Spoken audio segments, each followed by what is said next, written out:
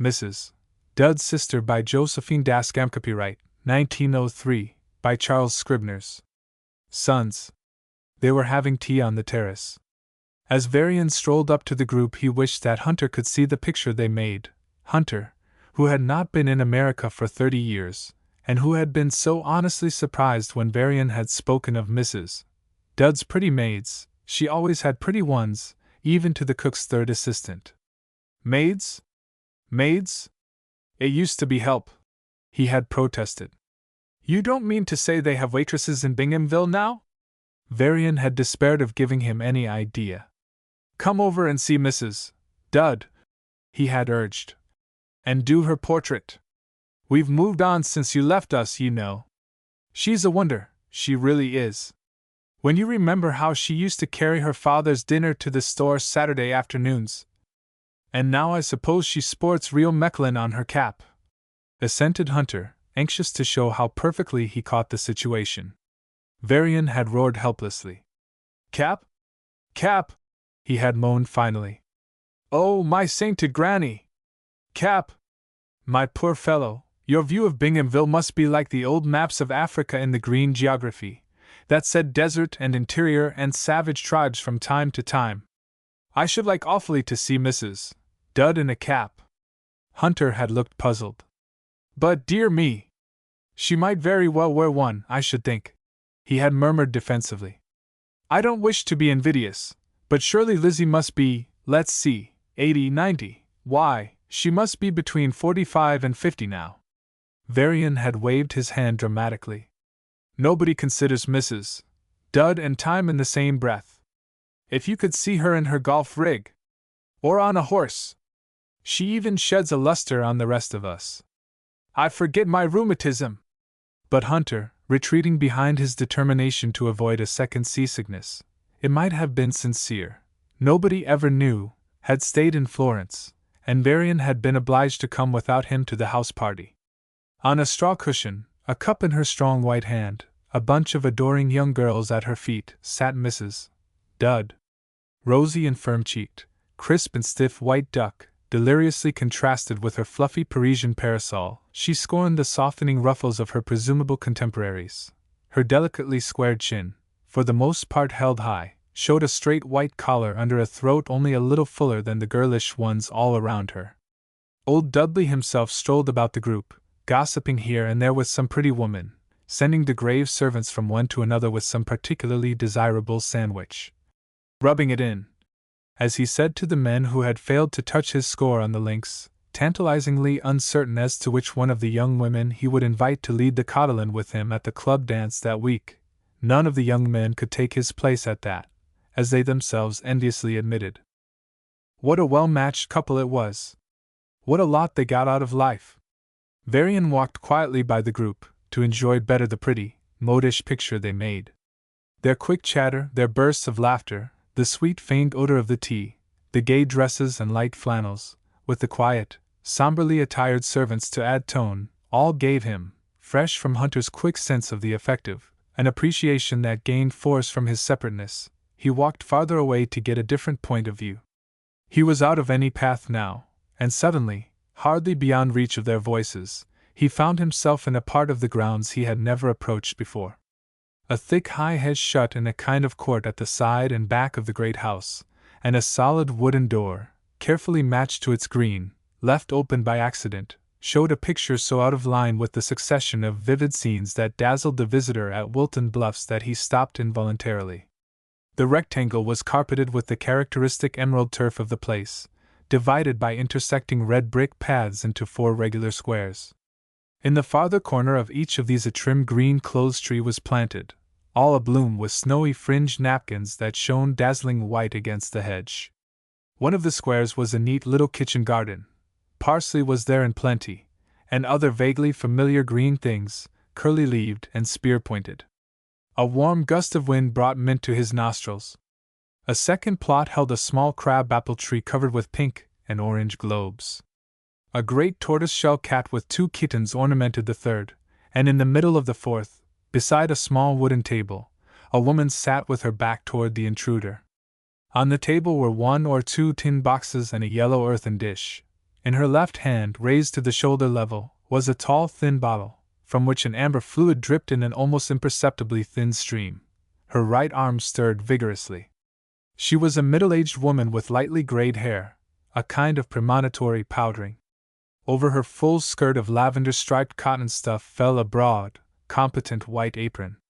Except for the thudding of the spoon against the bowl, and a faint, homely echo of clashing china and tin, mingled with occasionally raised voices and laughter from some farther kitchen region, all was utterly, placidly still. Varian stood chained to the open gate. Something in the calm sun-bathed picture tugged strongly at his heart. He thought suddenly of his mother, and his Aunt Delia. He had been very fond of Aunt Delia. And what cookies she used to make! Molasses cookies, brown, moist, and crumbly, they had sweetened his boyhood. What was it, that delighted sense of congruity that filled him, every passing second, with keener familiarity, so strangely tinged with sorrow and regret? Ah, he had it! He bit his lip as it came clear to him.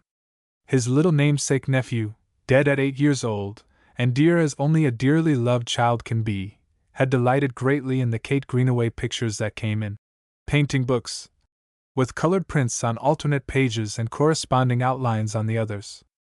Dozens of those books the boy had cleverly filled in with his little Japan paint box and mussy, quill-handled brushes, and the scene before him, the rich tints of the hedge, the symmetrical little tree brilliant with hundreds of tiny globes, the big white apron, the lazy yellow cats, and everywhere the prim rectangular lines so amusingly conventional to accentuate the likeness, almost choked him with the suddenness of the recognition.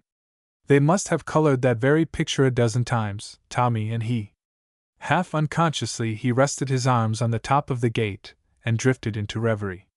He forgot that he was at Wilton Bluffs, one of the greatest of the country palaces, and lived for a while in a mingled vision of his boyhood on the old farm and in the land of the Greenaway painting books.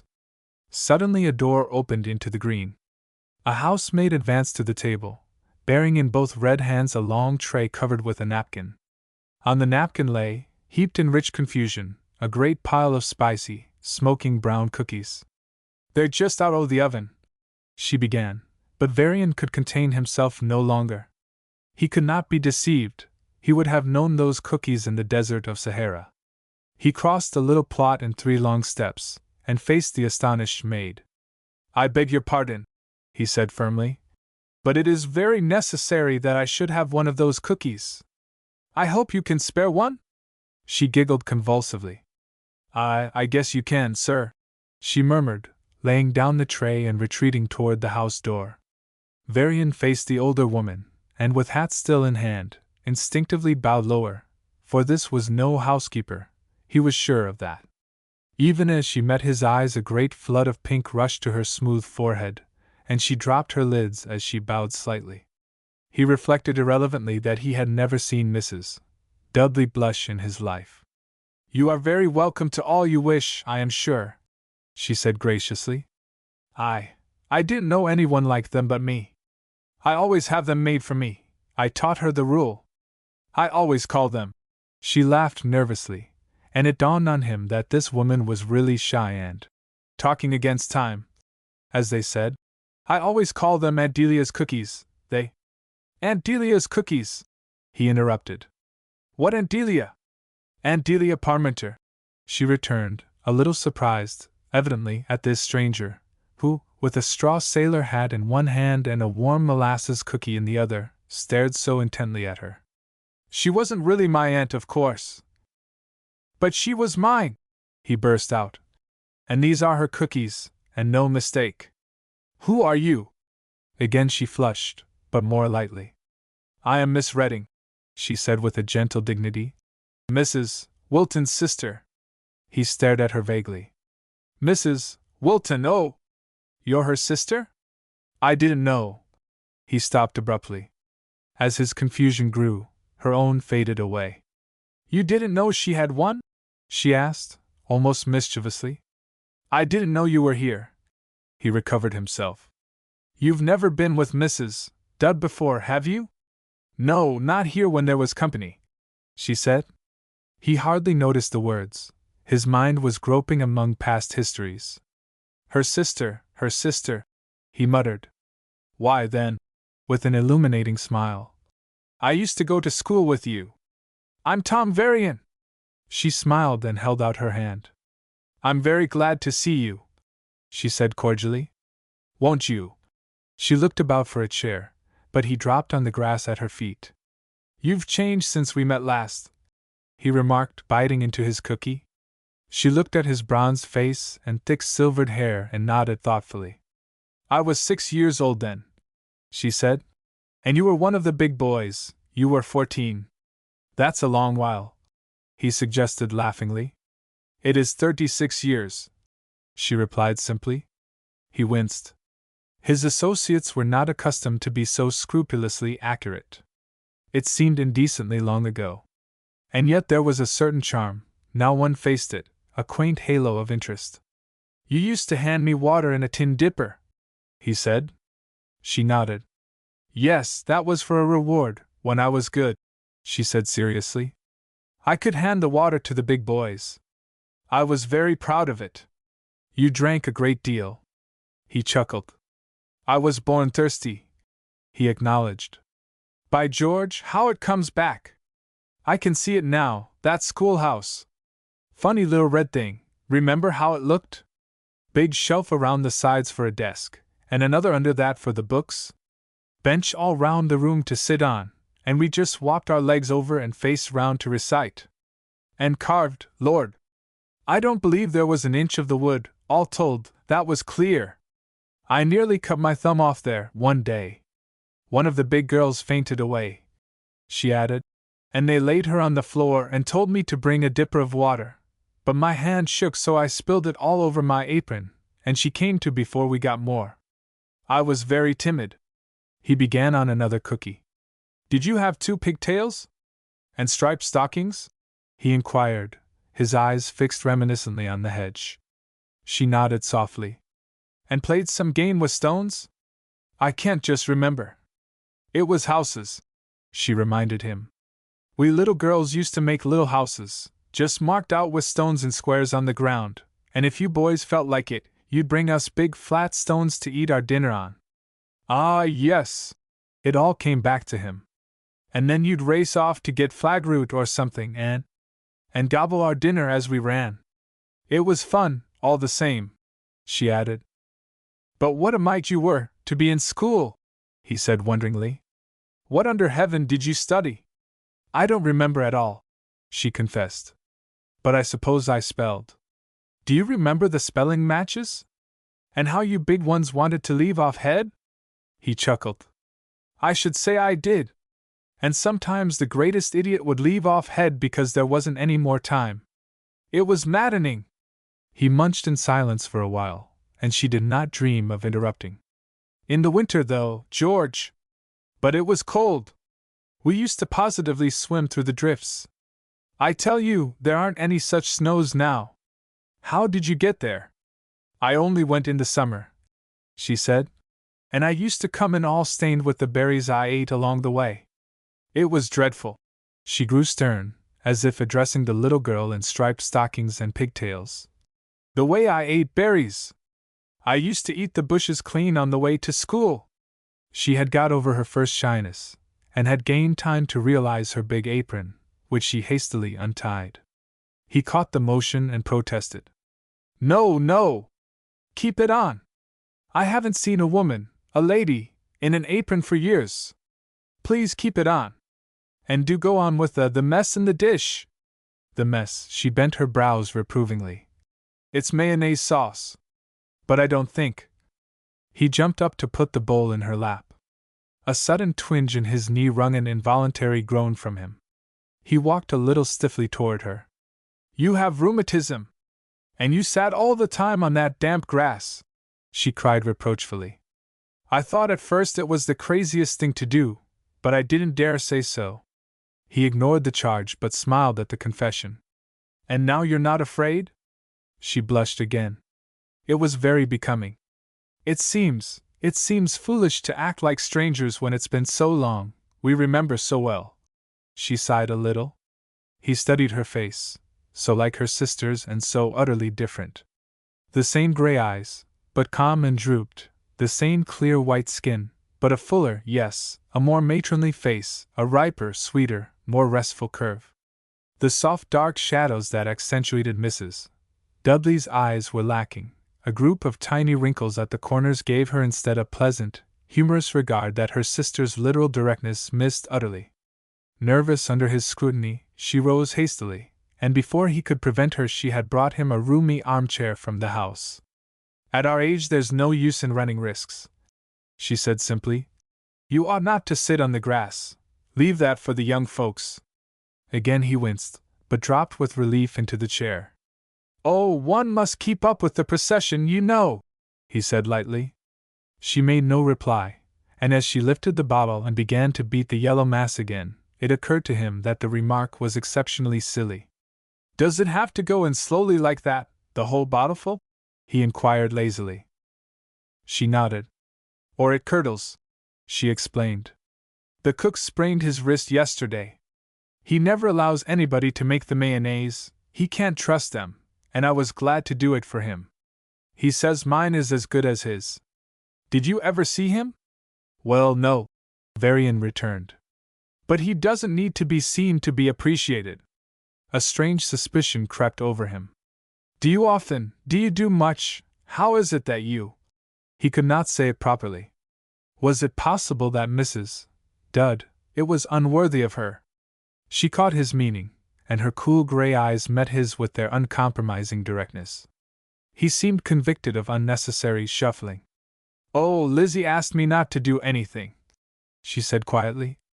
"She wanted me to enjoy myself with her friends. But I'm not used to so much society, and I don't want to be any hindrance. I'm not so young as I used to be. I'd have liked the gaiety well enough when I was a girl, but I guess it tires me a little now. There seems to be so much going on all the time. Lizzie says she's resting, but it wouldn't rest me. Do you find it so?" He recalled his yesterday's program, driving a pulling team all the morning, carrying Mrs. Dudd's heavy bag over the links all the afternoon. She preferred her friends to caddies, prompting for the dramatics rehearsal, with a poor light, all the evening, while the actors gossiped and squabbled and flirted contentedly. "It is not always restful," he admitted. "It makes my head ache," she remarked placidly. "I like to see the girls enjoy themselves. I'm glad they're happy. Some of those visiting Lizzie are so pretty, but I'm glad I haven't got to run about so much. I'm very fond of driving myself, if I have a good quiet horse that won't shy and doesn't go fast, and Lizzie has one for me, a white one that's gentle, and I drive about in the phaeton a great deal. The doctor that came that night, were you here, when Mrs. Page fainted and they couldn't bring her to? It seems she was in the habit of taking some medicine to make her sleep, and it weakened her heart, asked me if I wouldn't like to take out some patients of his, and so I called for a very nice lady, a Mrs. Williams, you probably don't know her, and after that a young girl with spinal trouble, and several others. They seemed to enjoy it, and I'm sure I did. Once I took a young girl that's staying here, she had a bad headache. She was a sweet girl, and I liked her. She said the drive helped her a great deal. It's astonishing." Her eyes met his wonderingly. "How much trouble you can have, with all the money you want." I was sorry for her," she added, half to herself. Before he thought he leaned forward, took her hand with the silver tablespoon in it, and kissed it gently. He admired her, as he would admire some charming soft pastel hung in a cool white room. "How sweet and good you are," he said warmly, and then, to cover her deep embarrassment and his own sudden emotion, he continued quickly. "Are you very busy in the morning, always?" "There are different things," she murmured, still looking at her spoon. "I have letters to write. I keep up with a good many old friends in Binghamville and Albany, where I lived with my married niece 10 years, till they moved west. I loved her children, I half brought them up. One died, I can't seem to get over it." Her eyes filled, and she made no effort to cover 2 tears that slipped over. Varian took her hand again. "I know about that, I know," he said softly. "Then there are my flowers. I do so enjoy the beds and the greenhouses here," she went on more cheerfully. "The gardeners are very kind to me, I think they like to have me come in. Mr. McFadden gives me a good many slips and cuttings. I love flowers dearly. Then I read a good deal, and there is always some little thing to do for the young girls here. They, the ones I know, come in for a moment while I mend something, or pin their things in the back, and it's surprising how much there is to do. They fly about so they can't stop to take care of their things. They talk to me while I set them straight, and it's very interesting. I tell Lizzie I go out a great deal, just hearing about their adventures, when she drops in to see me. She never forgets me. She brings somebody to my sitting room every day or so that she thinks I'd enjoy meeting, and I always do. She never makes a mistake. Oh, she's wonderful. Varian agreed easily. There's nobody like Mrs. Dudd, of course. She stopped her work a moment and looked curiously at him. What do you mean by that? She asked. You all say it, in just that way, but I don't think I quite see what you mean. Why is she wonderful? Because she looks so young? That in the first place, Varian returned, with a smile. But not only that. Of course that is very strange, she mused. Now Lizzie is 3 years older than I. You would never think it, would you? No, he agreed, still smiling. But then Mrs. Dudd looks younger than everybody. It is her specialty. I think what we mean, he continued, is her amazing capacity. She does so much, so ridiculously much, and so much better than other people. We try to keep up with things. Your sister is a little bit ahead. She seems to have always been doing the very latest thing, you see. And all her responsibilities, her various affairs, it makes one's head swim. The women have set themselves a tremendous field to cover nowadays, and when one succeeds so admirably. He paused. She shook her head thoughtfully. But everything is done for her, she protested. Why, I have never yet seen all the servants in this house. And you know there is a housekeeper? Lizzie sees her a little while in the morning, that's all. And she never sews a stitch. There's a seamstress here all the time, you know, and that has nothing to do with the clothes that come home in boxes. And little Dudley has his tutor, and his old nurse that looks after his clothes. What is it that she does to make it so wonderful? He only smiled at her perplexity, and she added confidentially. Lizzie wanted me to go to her dressmaker, but I didn't like the idea of a man, to begin with, and then I knew Miss Sims would feel so hurt. She lives in Albany, and she's made my dresses for so long that I thought, though she may not be so stylish, I'd better keep up with her, wouldn't you? A perfectly unreasonable tenderness surged through his heart. How sweet she was! If she made that dress, I certainly should, he declared. She smoothed the crisp lavender folds deprecatingly. Oh, this is only a cotton dress, she said. But she made my gray silk, too, and Lizzie herself said it fitted beautifully. She took up the bottle again. It was nearly empty. Now my mother, she began. She was wonderful, if you like. Do you know what my mother used to do? We lived on the farm, you know, like yours, and most of the work of that farm mother did. She did the cooking, for all the hired hands, too. She made the butter, and took care of the hens. She made the candles and the soap. She made the carpets and all our clothes, my brother's, too, and she put up preserves and jellies and cordials, and did the most beautiful embroidery. I have some of Mother's embroidered collars, and I can't do anything like them. It was tremendous, he said. My Aunt Delia did that, too. We were old-fashioned, even for then, she said. Everybody didn't do so much, of course, as we did. Lizzie says we were just on the edge of the new age. It certainly is different. And of course I wouldn't go back to it for anything. After we came back from boarding school it was all changed. We moved then nearer the town. But do you know, my mother went to singing school, and Lizzie was looking that up in a book, the other day, to see what they did. She wanted it for a party. He laughed. That is delicious, he said. See what I found today, she added, drawing a small object from her pocket. I hunted it up to show Miss Porter tonight. She was so interested when I told her about it. She showed him, with a tender amusement, a little slender white silk mitten. Around the wrist was embroidered in dark blue a legend in Old English script. He puzzled it out, a wig or no husband. That was Mother's, she said. The girls wore them then. She was quite a belle, Mother was. And when people ask me how Lizzie does so much, I say that she inherits it. But at her age Mother was broken down and old. She had to be. There were 9 of us, and here there's only little Dudley, and it was so long before he came. They sat quietly. The setting sun flamed through the crab apples and burnished the fur of the tortoiseshell cat. The mint smelled strong. The sweet, mellow summer evening was reflected in her handsome face, with its delicate lines, that only added a restful charm to forehead and cheek.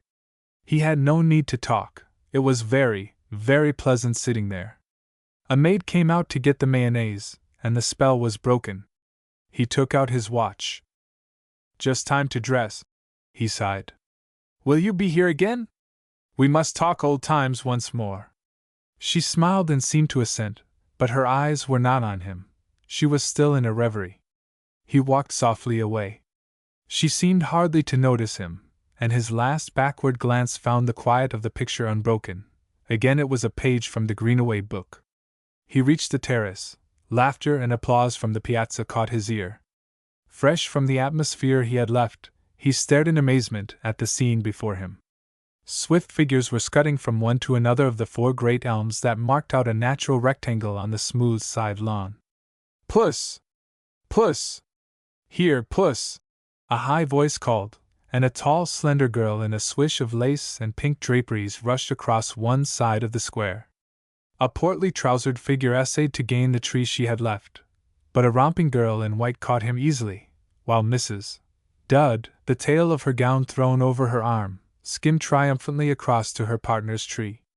One more, Colonel. You can't give up, now you're caught. One more before we go in, called the pink girl.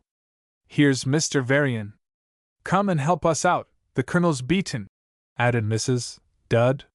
Here, Puss! Here, Puss! With excited little shrieks and laughs they dashed by, the Colonel making ineffectual grabs at their elusive skirts. Varian shook his head good-naturedly.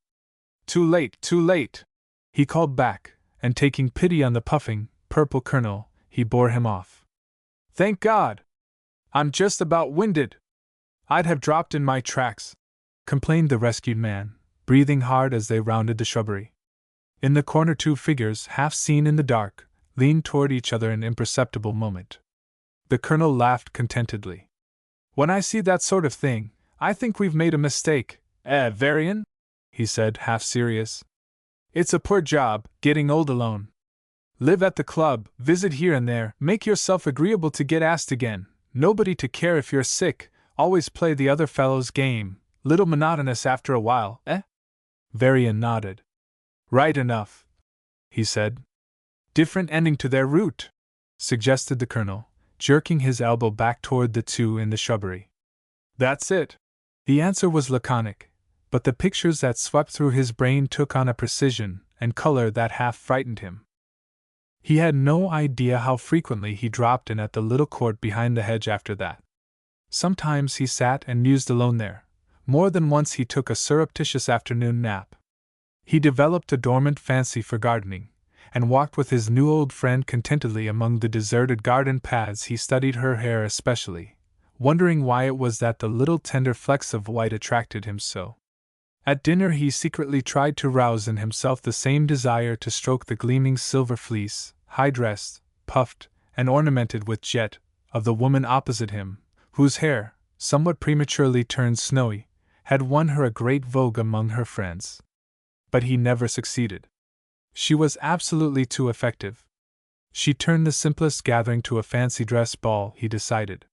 He had supposed that it was the quaint privacy of their acquaintance that charmed him particularly, the feeling of an almost double existence. But when Mrs. Dudd, who, he afterwards reflected, was of course omniscient, restrained herself no longer, and thanked him with a pretty sincerity for his delicate and appreciated courtesy, intimating charmingly that she realized the personal motive, a veil suddenly dropped. He gasped, shook himself, colored a little, and met her eye. I'm afraid I'm not so kind as you think, he said a little awkwardly. I've been an old fool, I see. Do you think, is that the way she looks at it? Mary? Said Mrs. Dudd wonderingly. Yes, I suppose so. Why? The naive egotism of the answer only threw a softer light on the picture that had grown to fill his thoughts. He smiled inscrutably.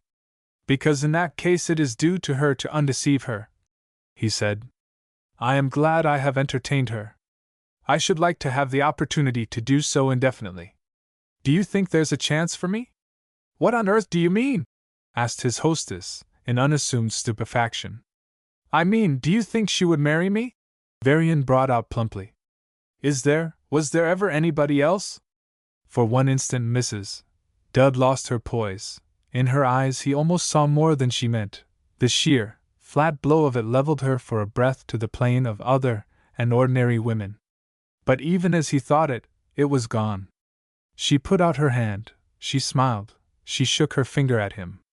I think, my friend, she would be a fool not to marry you. She answered him, clear-eyed. And there was never. Her tone was too sweet, he thought, to carry but one meaning, pleasure for him. There was never anybody else. Varian walked straight to the garden. She was training a fiery wall of nasturtiums with firm white fingers. It occurred to him that he was ready to give up the tally-ho, and the Berkshires, and the scramble of pretty girls for the place beside him, to sit quietly and watch her among her flowers. I'm getting old, he said to himself, but he said it with a smile. For he knew that no boy's heart ever beat more swiftly, no boy's tongue ever sought more excitedly to find the right words.